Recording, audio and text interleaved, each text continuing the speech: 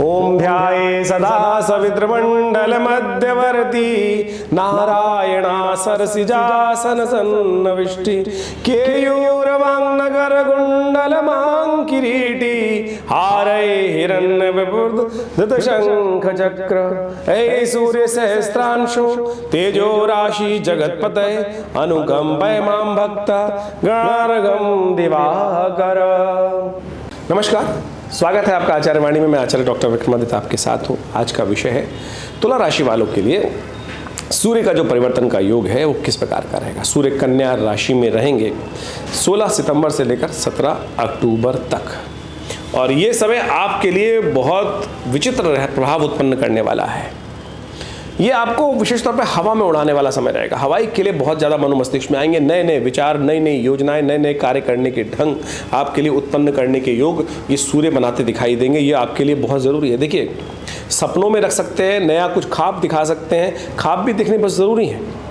तुला राशि वालों ये समझना चाहिए कि जिन्होंने ख्वाब ही नहीं देखे वो उनमें जीवन में तरक्की का योग क्या बनाएंगे। तो इसलिए ग्रह योग दिखा रहे हैं कि नए नए विचार, नई नई प्लानिंग आपके मनोमस्तिष्क में उत्पन्न होने के योग बनते दिखाई देंगे। ये सूर्य का प्रभाव बहुत ही बड़ा विचित्र उत्पन्न करता दिखाई देगा। देह को पूर्ति करनी, यानी आप अपने एम्बिशंस को पूर्ति करने के लिए बहुत ज़बरदस्त जोर लगाते दिखाई देंगे। प्राणों पर भी खेलने के योग बन सकते हैं, दाव पे लगाने के योग बन सकते हैं। लेकिन दाव पे लगाने के लिए हमने जो शब्द का उच्चारण किया, अपनी जान को भी हथेली पे रखकर आगे बढ़े, रिस्क लेना, ये ठीक नहीं है साहब। एम्बिशंस हों, बिल्कुल होने चाहिए, सपने होने चाहिए बिल्कुल, लेकिन ओवर एम्बिशियस होना ये समस्या का कारण है। तो ऐसे में बस इस बात का ध्यान रखना है कि सीमा ध्यान रखनी है कि कौन सी सीमा होनी चाहिए कि जहाँ तक हम उन सपनों को, अपनी चादर को देखते हुए कार्य कराने का प्रयास करेंगे तो बिल्कुल वारे न्यारे करा सकते हैं, बहुत अच्छा कर सकते हैं। यात्राओं के योग बनते दिखाई देंगे, और साथ साथ और जो लोग प्रेम संबंधों में, उनके लिए भी कुछ नया होने के योग बनते दिखाई देंगे। खासतौर पर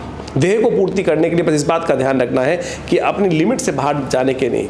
धन प्राप्त करने के लिए बहुत ज़्यादा जो अंदर से पिपासा होती है ना, वो बहुत अत्यधिक उत्पन्न होने के योग बन सकते हैं। ध्यान रखिएगा, ओवर एम्बिशियस होना, महत्वाकांक्षा में बहुत ज़्यादा बियॉन्ड करना, शेयर मार्केट में रिस्क लेकर कार्य करना, ये आपके लिए थोड़ा सावधानी वाला बात दिखाई देती है। अपनी चादर से बाहर जाकर कार्य करना कहीं ना कहीं नुकसान दे सकता है। जैसे कोई इलेक्शन में लग गया और बहुत ज़्यादा उधार लेकर, इधर से उधार लेकर, उधर से उधार लेकर, ऐसे में दाव पर लगाने वाला काम, ये कहीं ना कहीं आपको नुकसान दे सकता है। तो इस संबंध में आपको ध्यान रखने की बहुत ज़्यादा ज़रूरत रहेगी। थोड़ा अपने एम्बिशंस पर, उड़ान पर थोड़ी लगाम की ज़रूरत है। जो व्यक्ति अपने मन को लगाम में नहीं रख सकता, ध्यान रखिएगा तुला राशि वालों, वैसे ही आपका जो लग्न है तुला है, बैलेंस करने वाला है, और लोग आपके साथ न्याय नहीं करते हैं और आप भी अपने साथ न्याय नहीं कर पाते हैं। बहुत बार ये समस्याएं हैं। तो ऐसे में ध्यान रखिएगा, अपने विचारों को, अपने मन को थोड़े लगाम में रखने का आपको प्रयास करना चाहिए। ये आपके लिए सबसे ज़रूरी बात है।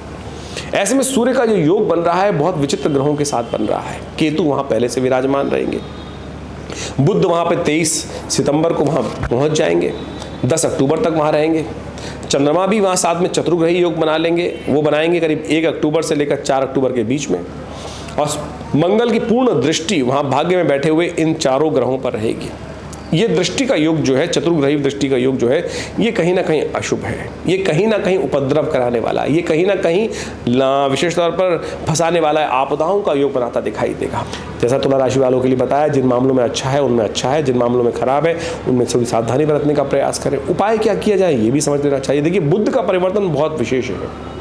बुध स्वग्रही होकर, उच्च के होकर 12वें भाव में जो विराजमान होने, लेकिन अस्त अवस्था में हो रहे हैं, ये भी एक बड़ी विचित्र स्थिति उत्पन्न करती दिखाई दे रही है। कई बार अपने कार्यों में दाव लगाते हुए ऐसा हो सकता है कि किसी पर आपने विश्वास किया और आखिरी मोमेंट पे जो लोग आपके साथ हैं वो आपको बिल्कुल अकेला छोड़ दें।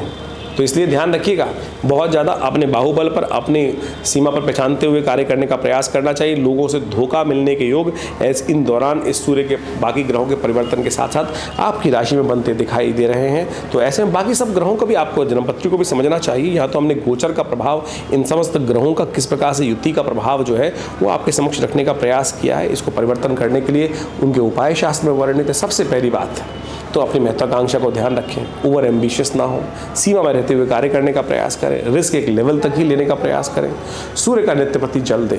देखिए, तुला राशि वालों के लिए सबसे अच्छा ये है कि तांबे के लोटे में थोड़ा सा इत्र डालकर भगवान सूर्य को नित्यपति जल सूर्य उदय से होने से पहले जागकर स्नान कर यदि देंगे तो ये बहुत अच्छा उपाय आपके लिए बनेगा। और ये आपके लिए कहीं ना कहीं नेगेटिव प्रभाव को हटाने वाला, आगे बढ़ने के योग बना सकता है। बुध का उपाय भी करना आपके लिए अच्छा रहेगा। बुध के निमित्त एक उपाय हम आपको बताने का प्रयास कर रहे हैं, वो आप नित्य प्रति कीजिए। एक तो बुध जो अस्त हो रहे हैं, बुध अस्त होने की वजह से क्या होता है कि थोड़ा सा मैनेजमेंट में दिक्कत आने के योग बनाते हैं, चीज़ों को ऑर्गेनाइज करने में बुद्धि का सही उपयोग नहीं हो पाता है उस समय। तो हरी चीज़ों का दान, गाय के प्रति पालक को खिलाना, बहनों की सेवा करना, उनका आशीर्वाद लेना और साथ साथ बुआ इत्यादि के संबंध ध्यान रखना। ऐसे में जुकाम जितना ज़्यादा रहेगा ना, तो आपकी राशि के अनुसार से बुध वो थोड़ा सा कष्ट देने के योग बना सकता है। तो इस बात का सब उपाय करते हुए, थोड़ा ध्यान रखते हुए कार्य करेंगे तो अच्छा रहेगा आपके लिए। ग्रह नक्षत्रों का प्रभाव हर व्यक्ति के हर जीवन में अवश्य होता है। कण कण पर ग्रहों का प्रभाव होता है। सूर्य तो प्रत्यक्ष देवता हैं और सूर्य तो नित्य प्रति हमारे यहाँ प्रत्यक्ष देवता इसलिए कहा गया है कि बाकी समस्त देवताओं के लिए तो आराधना पड़नी पड़ती है, वर्षों तक उनकी साधना करनी पड़ती है, मंत्र जप करना पड़ता है। लेकिन सूर्य चंद्र ऐसे प्रत्यक्ष देवता हैं, नित्य प्रति अपने समय पर अपना दर्शन इस संसार को देते हैं और अपने कार्य में संलिप्त रहते हैं। और इस सूर्य की वजह से ही संसार में समस्त कार्य चलते हैं, चाहे वो जीव जंतु हो, चाहे वो मानव हो, चाहे वो हवा हो, चाहे वो बादल हो, सब प्रकार से वर्षा इत्यादि समस्त प्रकार से सूर्य ही उनके मुख्य केंद्र बिंदु माने जाते हैं। इसलिए सूर्य का प्रभाव प्रत्यक्ष और अप्रत्यक्ष दोनों रूप से होता है। प्रत्यक्ष प्रभाव तो समस्त संसार को पता ही है, अप्रत्यक्ष प्रभाव ज्योतिष ने उसका अनुसंधान शोध कर समझने का प्रयास किया और वही हमने आपके समक्ष उपस्थित किया। और सूर्य को ठीक करने के लिए अनेक उपाय शास्त्र में विद्यमान हैं। उन सब उपायों को आप करें तो बहुत सुंदर तरीके से आप अपने कष्टों को जीवन से दूर करने के योग बना सकते हैं। शास्त्र में अनेक प्रमाण उपस्थित हैं जिनके द्वारा सूर्य के विभिन्न उपायों को हमें अवश्य करने का प्रयास करना चाहिए। सूर्य के देवता जो विशेष तौर पे कहे जाते हैं, सब सूर्य की जो आराधना की जाती है गायत्री के अंतर्गत की जाती है और सवितुर देवता उनके हैं, गायत्री छंद है विशेष तौर पर। और समस्त अनिष्टों को दूर करने के लिए भगवान सूर्य को नित्य प्रति अर्घ देना सबसे श्रेष्ठ भारतीय संस्कृति में बताया गया है। सूर्य को अर्घ देने का भी एक पूर्ण वैज्ञानिक तरीका है। किस प्रकार से सूर्य को अर्घ देते हैं, ये नहीं कि केवल लोटा लेके जल डाल दिया।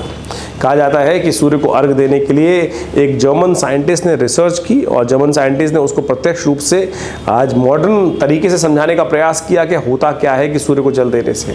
हमारे प्राचीन पद्धति है सूर्य को जल देने की, जल में खड़े होकर और आधा अंग जो है शरीर का मध्य भाग तक जल के अंदर रहना चाहिए और फिर सूर्य को जल देते वक्त सूर्य का दर्शन करते हुए लोटे को अपने सिर से ऊपर ले जाने के बाद उस पानी को वहाँ सूर्य को उपस्थित किया जाता है। वैज्ञानिक दृष्टिकोण से उन साइंटिस्ट ने, जो जर्मन के साइंटिस्ट उन्होंने ये उपस्थित किया कि जब शरीर पे जो किरणें उस जल से निकल कर आती हैं वो जीवनी तरंगों का, जीवनी शक्ति का आपके शरीर में जो उस पानी से छन कर आपके शरीर में आ रही हैं तो वो विशेष तौर पर बहुत ही प्रभावी होती हैं और जीवनी शक्ति को प्रदान करती हैं।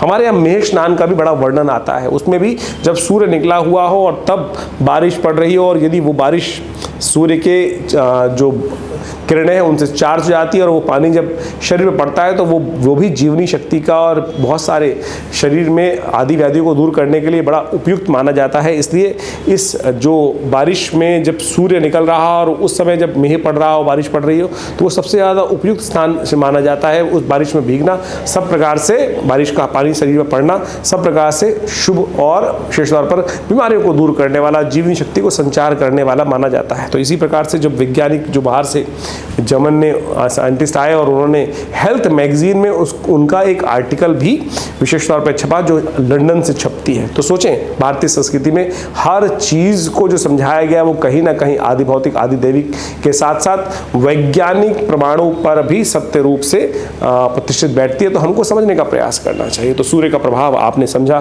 किस प्रकार से सूर्य परिवर्तन होते हैं और सूर्य का परिवर्तन का प्रभाव जो आप पर पड़ रहा है उसमें आप अनेक प्रकार से उनको ठीक करने के लिए मंत्र जप कर अनेक प्रकार से समस्याओं को ठीक करने के लिए उसका रास्ता अपना सकते हैं। तो आप सबको उनका मंत्र जप और साथ साथ आदित्य हृदय स्तोत्र का पाठ करना चाहिए, गायत्री का पाठ करना चाहिए। सूर्य के निमित्त गेहूं का दान सबसे श्रेष्ठ माना जाता है, वो आप अवश्य रूप से करने का प्रयास कीजिए। देखिए सूर्य का यह परिवर्तन आपके लिए बहुत विशेष बनता दिखाई दे रहा है और इन उपचारों को कर आप उन समस्याओं को ठीक करने का रास्ता भी बना सकते हैं जो जीवन में सूर्य के द्वारा और विभिन्न ग्रहों के द्वारा उपस्थित होती हैं।